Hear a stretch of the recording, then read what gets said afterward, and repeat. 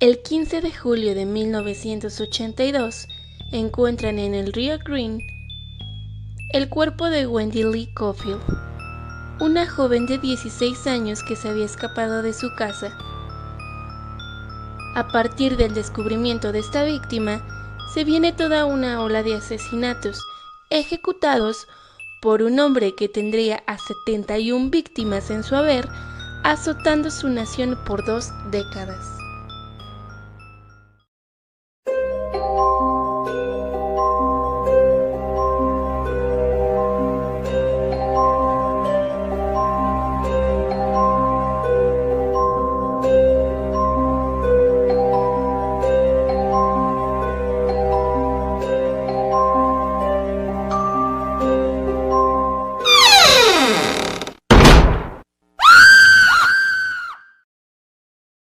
Carrie Ridgway nació en Salt Lake City un 18 de febrero de 1949.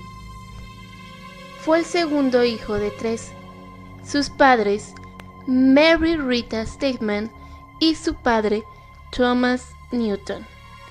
Se dice que su madre era sumamente dura y estricta, y maltrataba a todos los miembros de la familia, sobre todo a Carrie y a su esposo, habiendo constantemente grandes peleas entre ellos. Debido al miedo, Carrie mojó la cama hasta los 13 años. Su madre lo despreció y humilló por eso, insistiendo en lavarle ella misma sus genitales todo ese tiempo, despertando en Carrie sentimientos de deseo sexual y ganas de matar hacia su padre. Era conductor de camiones y constantemente se quejaba de las prostitutas que asistían en la carretera y hacía comentarios despectivos sobre ellas. Mientras Carrie aprendía todo esto, en la escuela tampoco le iba bien, ya que se presumía que su coeficiente intelectual estaba por debajo de 80. Carrie también comenzó a experimentar un comportamiento inadecuado a temprana edad, pues la ira que había acumulado en casa la descargaba con animales, llegando a asfixiar a un gato y a otro más lo encerró en el congelador hasta la muerte, así como también le disparaba a los pájaros con balas de salva. Incluso a sus 16 años de edad apuñaló a un niño solo para saber qué se sentía matar, pero afortunadamente el niño sobrevivió. A sus 20 años se casa con su primera esposa, Claudia Craig.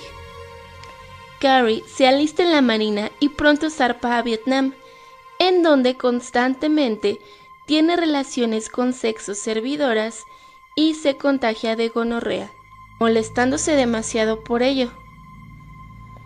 Cuando regresa a Estados Unidos, se entera que su esposa le fue infiel y se separa argumentando que su mujer se había convertido en una prostituta. Pronto comienza a salir con Marcia Winslow y se casa con ella. Al parecer, era sexualmente insaciable y ella lo complacía. Todo marchaba bien hasta que tuvieron a su hijo Matthew. Su esposa ya no lo atendía igual y sus juegos sexuales comenzaron a cambiar. Aunque Marcia siempre estuvo dispuesta a complacerlo sexualmente, ahora le resultaba macabro, pues solía jugar a asustarla y a estrangularla. Así que su mujer decide alejarse, y allí es cuando el monstruo que llevaba dentro se desata. Fue cuando un 15 de julio encuentran un cuerpo en el río Green, el cuerpo de la adolescente Wendy Lee Caulfield. Los investigadores Pensaron que era un caso aislado. Sin embargo, pronto aparecieron 2 cuerpos más en ese mismo río, con piedras incrustadas en la vagina. Estudiando los casos, concluyen que hay un asesino en serie y dan una conferencia de prensa para anunciarlo, llamándolo el asesino de Green River por las víctimas encontradas en el río Green. Los investigadores elaboraron un perfil criminal para dar con él, ya que en ese entonces el estudio del ADN no estaba tan evolucionado. Con lo más que podían apoyarse en estos casos era con un perfil criminal que los llevara al asesino. Pronto aparecieron 3 cuerpos más. Para entonces, un taxista llamado Melvin Foster hacía llamadas a la policía constantemente para proporcionar información. Por lo tanto, llegaron a la conclusión que él podría ser el responsable, pues se encajaba en un perfil narcisista y con antecedentes penales, así como ganas de reconocimiento. Por lo tanto, lo vigilaron constantemente. Justo cuando esto sucedía, se detuvieron los asesinatos. Foster no hizo ninguna actividad que lo relacionara a los homicidios. Además, sus muestras de cabello y sangre no coincidían con las del agresor. Para 1983, un año después, encuentran otro cuerpo y luego 7 más. Como sucedieron cuando Foster era vigilado, quedó descartado. Sin embargo, la policía seguía sin saber quién era el responsable. Pero en 1984 ocurrió un gran hallazgo. El periodista Mike Barber recibió una carta del asesino de Green River, con detalles que solamente la policía sabía.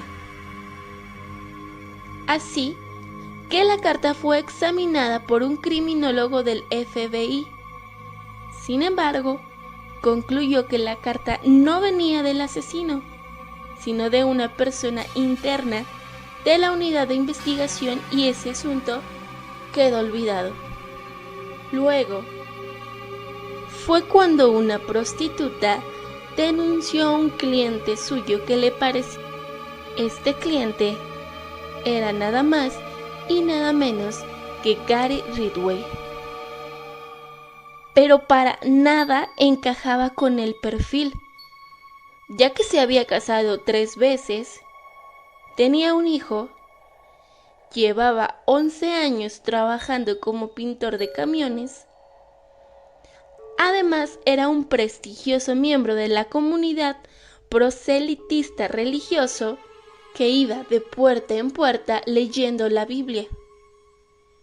Así que le aplicaron la prueba del polígrafo y como Gary la pasó, simplemente lo dejaron en paz.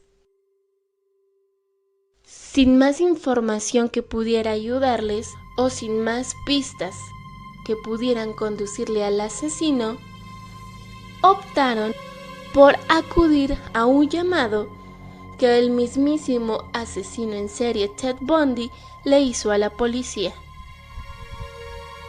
Este concluyó que al asesino le gustaría la pornografía, el control, la necrofilia y que seguramente actuaba por venganza. La percepción de la policía cambió completamente en cuanto al asesino de Green River. Fue tiempo después que nuevamente el nombre de Gary aparece en la investigación de Green River. Esta vez por la desaparición de una joven llamada Marble.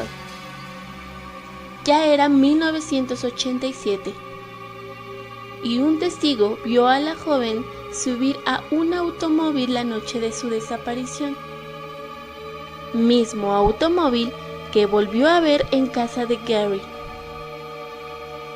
Los investigadores, al ya tener 2 veces el nombre, deciden indagar un poco más y se percatan que cuando 27 asesinatos del asesino de Green River sucedieron, Gary en las mismas fechas se había tomado el día libre en su trabajo. Esta razón fue suficiente para registrar su casa y tomar muestras de su saliva, pero aún así no pudieron culparlo de ningún homicidio. De pronto, los homicidios cesaron. Gary estaba casado con Judith Mawson, a quien decía realmente amar, y fue durante su matrimonio que solo asesinó a 3 mujeres, por lo cual pudieron descansar una década del asesino de Green River. Esta década fue aproximadamente del 89 al 2000. El caso continuó abierto todo ese tiempo, y fue precisamente en el 2001, y debido a que la tecnología del ADN había evolucionado, que pudieron dar con él, ya que las muestras de saliva que habían tomado, así como muestras de pintura de su furgoneta, coincidían con el semen de sus víctimas, así como partículas de pintura que habían sido encontradas también en las escenas del crimen. El 30 de noviembre del 2001, Gary Ridgway fue arrestado. Sin embargo, deciden hacer un trato con él: perdonarle la vida a cambio de información. Gary acepta, y es entonces que comienza a hablar. Dijo que mató tantas mujeres que perdió la cuenta. Llegó a un aproximado de 71 víctimas, en su mayoría entre 15 y 35 años de edad, prostitutas o fugitivas o simplemente mujeres vulnerables. Gary llevaba fotos y juguetes de su hijo para que las mujeres se sintieran en confianza. Incluso el mismo niño llegó a convivir con alguna de sus víctimas. El niño acompañó a Gary y a la víctima al bosque mientras él esperaba en el automóvil, y cuando Gary regresó solo, simplemente le dijo que la chica se había ido a su casa. Las amarraba y las estrangulaba por la espalda para que éstas no pudieran defenderse. Luego las enterraba en el bosque, cada vez más lejos, para despistar a los policías y que no pudieran encontrar los cadáveres. Después llegaba a visitar los cuerpos de sus víctimas para tener relación, como Ted Bundy lo había mencionado. Practicaba la necrofilia con los cadáveres. Según Ridgway, esto le ayudaba a no buscar una nueva víctima y por lo tanto a no exponerse de ser encontrado por los policías. También agregó que hizo muchas ventas de garage con las cosas de sus víctimas. Dijo no tener una razón más que descargar su ira, una forma de vengarse de las mujeres, y que si hubiera matado a su segunda esposa, no hubiese matado a las demás víctimas. Cabe señalar que solía llevar a todas estas mujeres a donde solía tener sexo con su segunda esposa, y allí mismo las enterraba.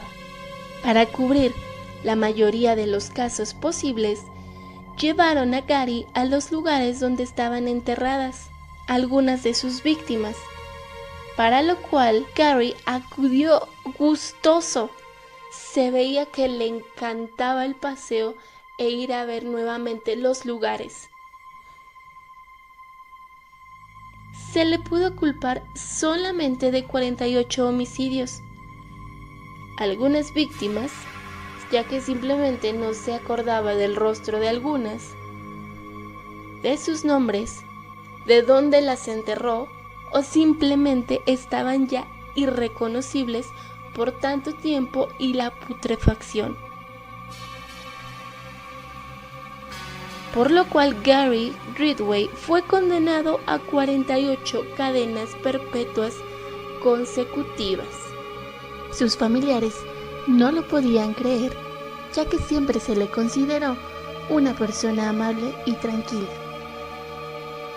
Sin embargo, después de 2 décadas y con al menos 71 víctimas en su haber, por fin termina el imperio de terror del asesino de Green River.